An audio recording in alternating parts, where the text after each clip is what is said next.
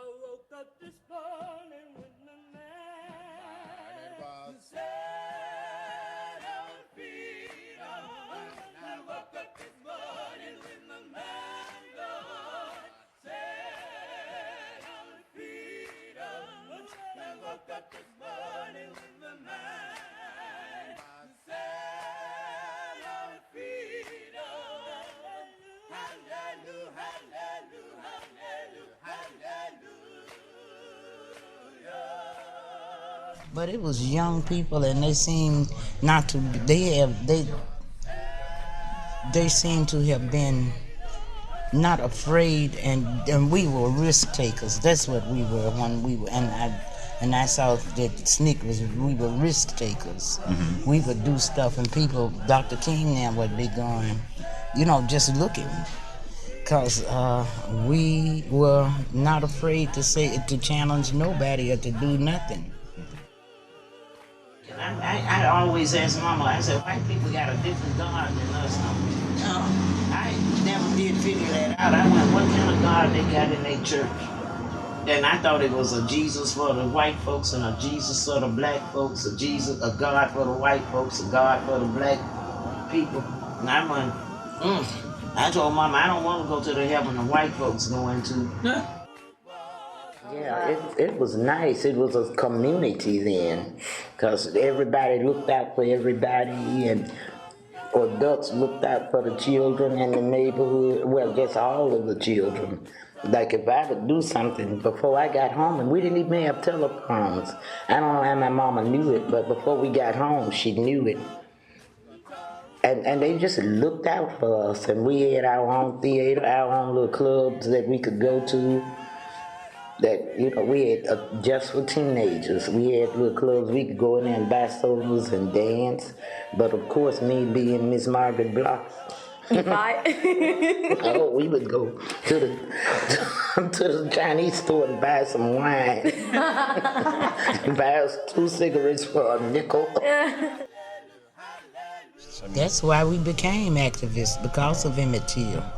You can talk to Dory Ladner or George Ladner or you can't talk to Sam. But I don't know about Hollis, but Wazir Peacock, Emmett Till was the reason we couldn't wait to get big enough to join a movement. Mm-hmm. He said that he was the fire. He started the fire. Mm-hmm. That's what they did when they killed Emmett Till. But it's just that I think I didn't miss that college, that whole experience of being on campus and hanging out and partying all night, mm-hmm. and pledging, being in their sororities, mm-hmm. and stuff. Some of my friends now be sitting around talking about, oh, what did you pledge, Mark? I tell them all the time, I pledge SNCC. Right. They don't know what I'm talking about. They deltas and AKAs. Right. And I'm telling them, well, I pledge SNCC, okay? I'm saying, well, you should have. You my age. You should have been in SNCC too, instead of wasting your time with a sorority. What y'all do? Nothing. September was amazing. If you know about Ella Baker, mm-hmm. then she's a kind of an Ella Baker, because she was in South Carolina, in the Carolinas, the Sea Island, and all of that. And it was her idea to have citizenship schools. Mm-hmm. That was her idea, and nobody ever talk about September Clark, Miss Clark. Mm-hmm. But I think I'm just very blessed to have known women like her and Ella Baker, mm-hmm. and and Dorothy Cotton. It's a blessing for me to have known these people, and for Miss Clark and Miss Baker to be one of my mentors is incredible. Mm-hmm. We learned how to teach. Well, our jobs is hard because we had to teach people how to read and write. The older people, well, you could understand that. That's why I don't understand why people don't read today and don't write. And I'm going, I don't know what we did wrong. Maybe we should have kept the momentum of the movement going. But people were placated, and then people that didn't even work in the movement came out and took over, and they don't have a concept of what we did. So I tell people I didn't get an education by going to college. I got to get an education working in the movement and coming in contact with people like Hollis and John Lewis and my brother and Amzie Moore and Diane Nash and September Clark. All of these people had a big influence on me. Although I've always been a free thinker, as my mama called me. But I've all got me in trouble too. But, like I keep telling people, the movement just did not start when Freedom Summer in '64. We were winding stuff up in '64. We had organized, we had more help in '64, but we were always active. We were always activists like SNCC and SCLC and CORE. We were already here. This is like the time they decided to have a '64 Freedom Summer. They were moving sharecroppers off the plantations. They would wait because, sharecroppers would work and never get no money. At the end of the year, they owed the boss man. And after they made all of these cotton crops. So Amzie and Dr. Howard and Mega Evers started going late at night, like 2 or 3 o'clock in the morning, and moving these families out. And Dr. Howard even built some little houses for them to move in Mount Balliol when they got them.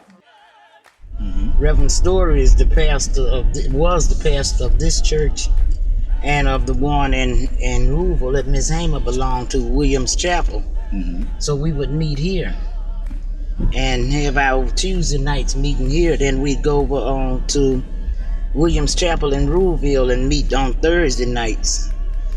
That's how we did. We had to go back and forth because this was the only church that would allow us to have a meeting in there. They were afraid that they was going to get the church burned, but they did burn the church down and burned it in Louisville. The music was the glue that kept the civil rights movement together, and it was the best organizing tool that we had because we would be singing those songs at a meeting and people would pass by and hear us singing and say, "Oh, you guys gonna sing that song next week? Sing again?" And we tell them, "Yeah," and we'd have the church full because people would enjoy the freedom songs. And one day they came, some white citizens came to the post office, and the postmaster told Amzie to leave out the back door. And Amzie went out the front door with his apron on and his broom in his hand and told him, "Yeah, he's Amzie Moore and what they want. He's not going anywhere." And, he just told him, "I'm not going anywhere." Yeah, he thought it would work. He said, "Violence begets violence. And if you could show the world that we were nonviolent and just trying to get human rights, then we would have the whole country on our side rather than just these people down here." That's why when he went to Greenwood, and he decided to go national. He called a national CBS.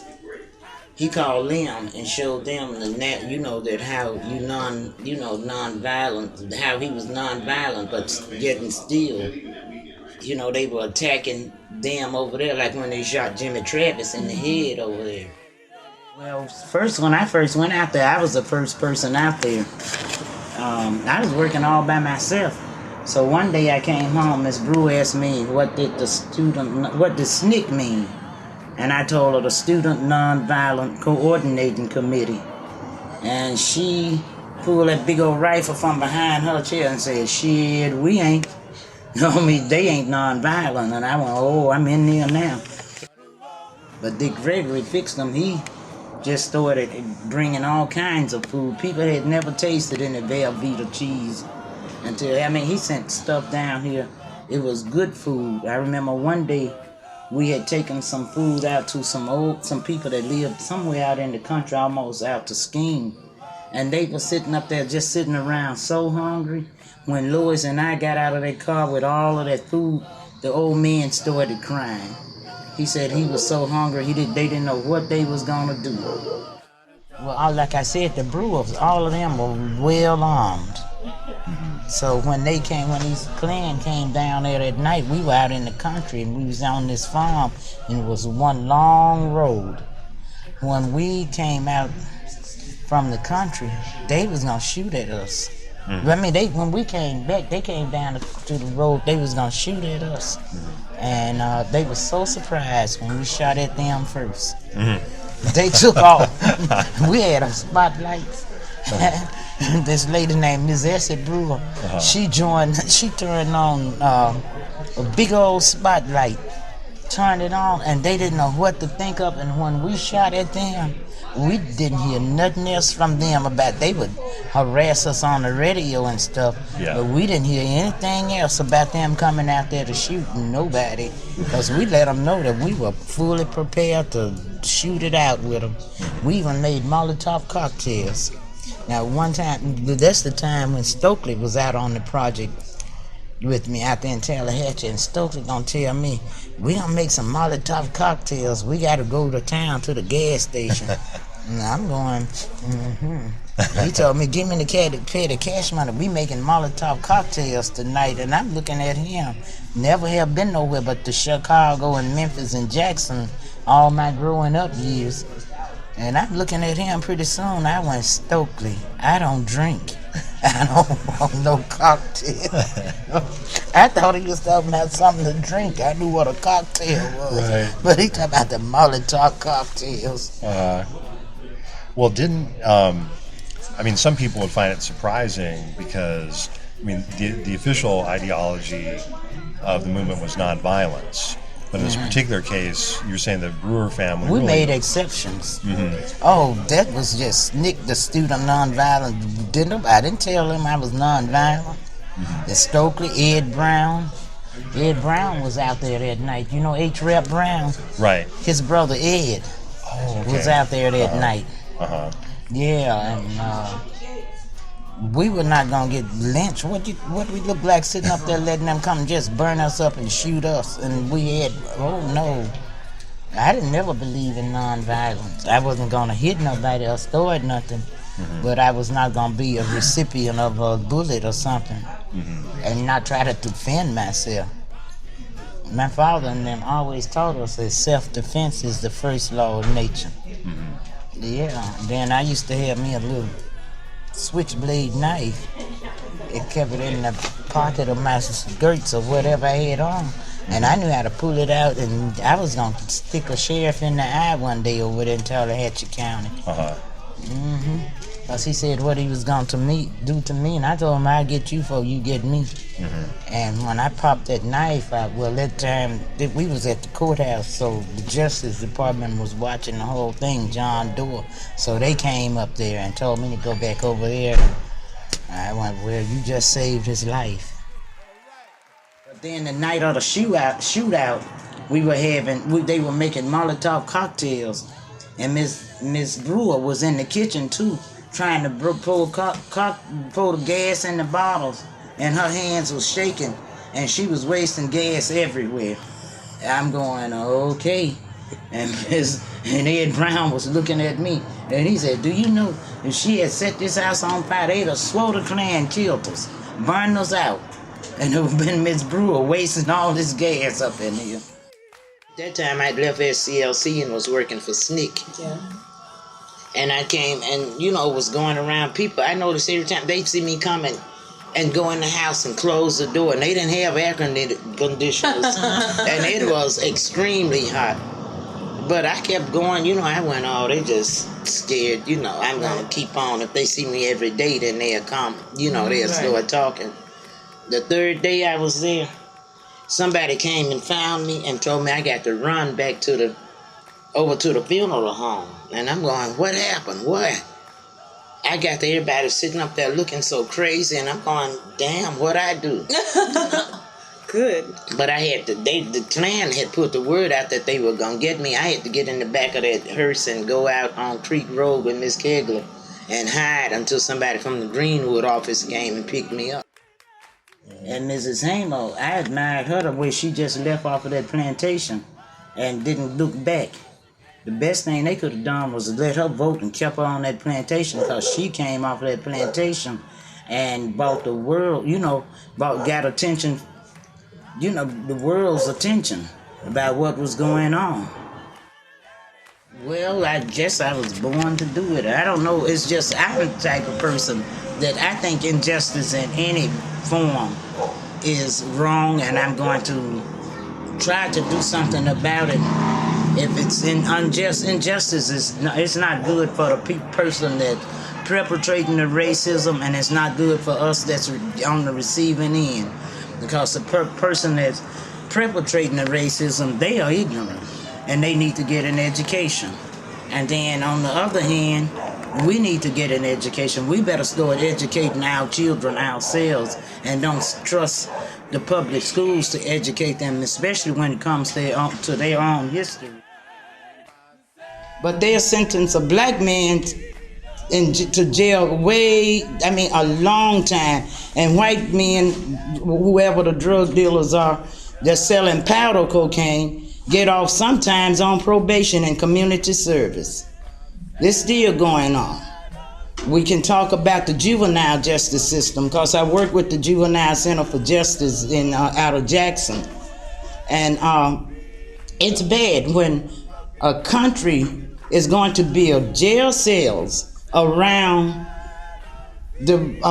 around black boys. If they can't read by the time they're in the 3rd grade, then that's how they building their new jail cells. That's how they estimating how many jail cells they gonna need in the future. Something is wrong with a country that say they all democratic and you got freedom and stuff. If one injustice might not affect you or but it's gonna affect the whole community after a while. Because don't think that you are immune to it. It can happen to you. I'm not a leader.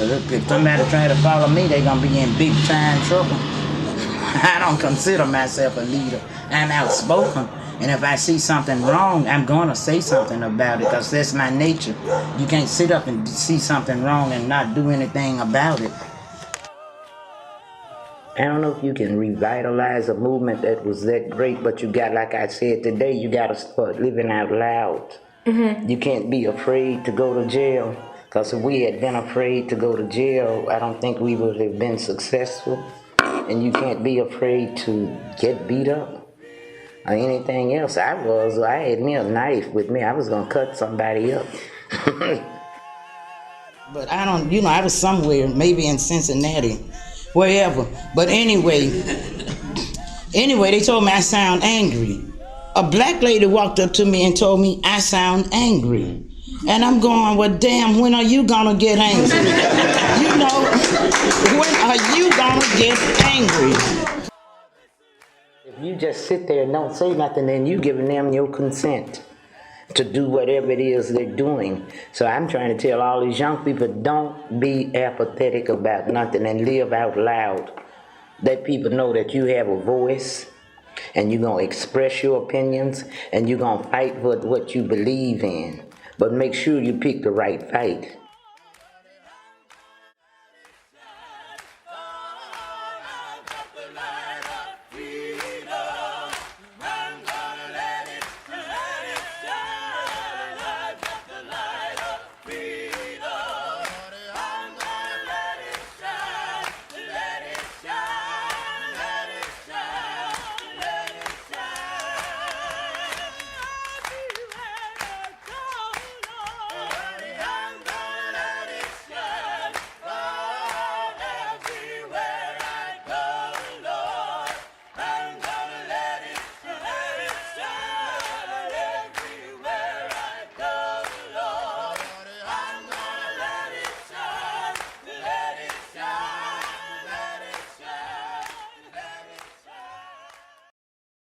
Turn me round, they gonna let me education. Turn me round, I'm gonna keep on walking, keep on talking. I'm gonna build a brand new world. All right.